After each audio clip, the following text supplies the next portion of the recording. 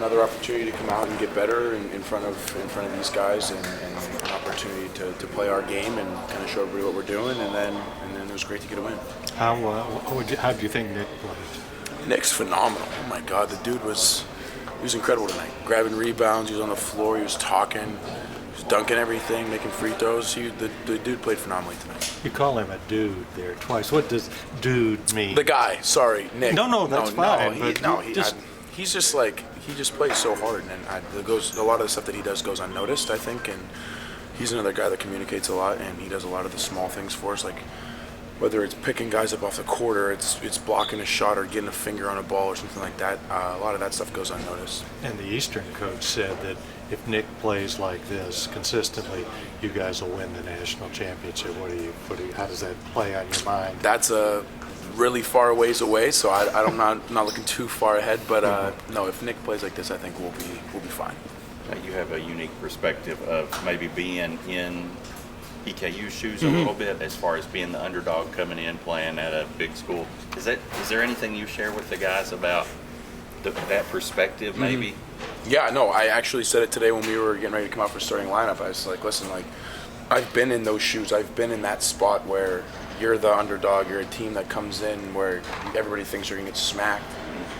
And when I was at Bucknell, we played a lot of teams really, really close.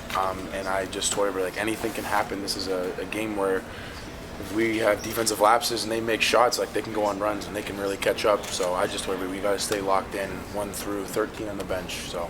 How different is it for a player in high school or AAU? He's the star. Most of you guys were the big star, and here it's a team concept. It's everybody's a star, and one guy can't just. Yeah. How difficult can that be? I think it can be difficult, but I think Coach kind of does a really, really good job of nipping that in the butt when everybody gets here. All that stuff's over with. Nobody cares about what you did in high school. Nobody cares about McDonald's All-American, all that stuff. When you come here, you're a Kentucky basketball player, and then when you leave, you're whatever you're going to be. How does he nip it in the bud, as you said? Just nips the egos. He just tells everybody, it doesn't matter. All that stuff is in the past. When you're here, and that's, what you're focusing on. We're trying to win games here. So anything you did in the past is gone. How easy is that? Big things for us. There's a lot of the small things too. Like I was saying earlier, he gets a hand in the passing lane, or he'll get a finger on the ball, block a shot, or just sprints the floor and opens it up for everybody else. So if he plays like that, I think we'll be fine. What about your guys' depth? Tyrese had that big game the last night. You had 5 different guys are in double digits tonight. Other than just different points. I would just say it shows kind of how dangerous we could be. It doesn't matter any given night. Tyrese had 26 the other night on the biggest stage, and then other guys got it going tonight. And Tyrese is okay with that. We're okay with that. We're okay with a freshman scoring 26 points against Michigan State. That's who we are. It could be him. It could be Ashton. It could be Emmanuel. It could be EJ, Nick, Khalil, Keon, anybody, Johnny, anybody on any given night. And it just so happened that other guys got it going tonight. What about Nick play tonight? We talked about that probably, but what about his play? Nick, I did say it earlier, Nick did such a fantastic job tonight. He played with a really high motor, grabbed a bunch of rebounds, was blocking shots, was dunking the ball. So all those things kind of lead up into this big momentum shift where EKU's deflated when Nick catches a lob and throws it down. It's all right, well, now we have to come back and try to get a stop, and then Nick's protecting the rim, he blocks a shot, comes down, dunks it again. That's such a big momentum shift, and then everybody in the arena is into the game. We're on the bench, everybody on the court is into the game, and it's kind of just a big deflation for them. How important is it to have somebody like Nick down there in the court? It's super important. You saw in the game that he didn't get to play in how different we were. We didn't have that rim protector. Yeah, EJ is a rim protector, but he's not Nick, and Nick's not EJ. So they both bring different things to the table, and obviously it's really, really hard to score on Nick. You're driving to the hoop, he's 7 feet, 40-inch vertical, so it helps us out a lot. What's it like seeing the guards harass just the ball handler at all times when you're just kind of sitting back there? Honestly, I love it, because I would hate to be the guy dribbling the ball, especially with Ashton. Tyrese has his hands full in practice when he's going against Ashton, and then when he comes in the game, it seems like it's a little bit easier for him.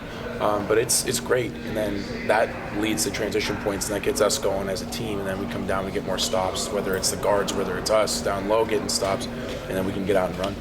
What other stories have you heard from that Bucknell bus ride home the other night? Oh, I think they were kind of blowing it out of proportion with them pulling over, but all my guys had texted me, my coaches had texted me, and they were just like, it's such an amazing thing to see you playing for a team like that and playing at a venue like that, knowing where I came from and having the relationship I have with those guys is awesome.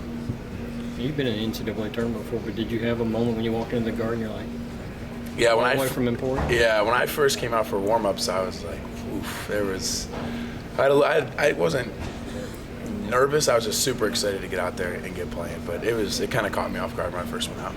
Yeah, John Wall pretty excited. What's it like seeing an NBA guy just hyped up over you playing? It's a dream come true for me. I mean, there's no NBA players from my hometown, or any place that I've really been other than we had Mike Muscala at Bucknell, and that was cool. We got to meet him, but like when you hit a shot and you turn around and John Wall's standing up cheering you on, and then after the game he's in the locker room and he's talking to you about it, it's like, whoa, kind of catches you off guard. But it was really cool for me to have that experience. You have to say don't ask for his autograph. But I was trying not to fangirl. Not every team loves playing defense, but this team really seems to. How much does this team really enjoy defending? I mean, we have to. For us to be the team that we want to be and to be really, really good, we need to defend, and Coach Barbie does a really good job every day in practice of making it a point of emphasis for us to defend the way we have to for 40 minutes. And if we don't, then we'll lose games that we shouldn't. And I think the past month and a half of practice, we have made huge strides in being better for longer periods of time, and it's really starting to click. And in practice, it's the same way. We have Ashton is picking up full court in practice, and Ashton's harassing Tyrese. Tyrese is harassing Ashton. So it's for us to be the team that we really want to be and to go where we need to go. We need to be great on defense. I think so far we've done a really, really good job of that. You may have already mentioned it, I'm sure you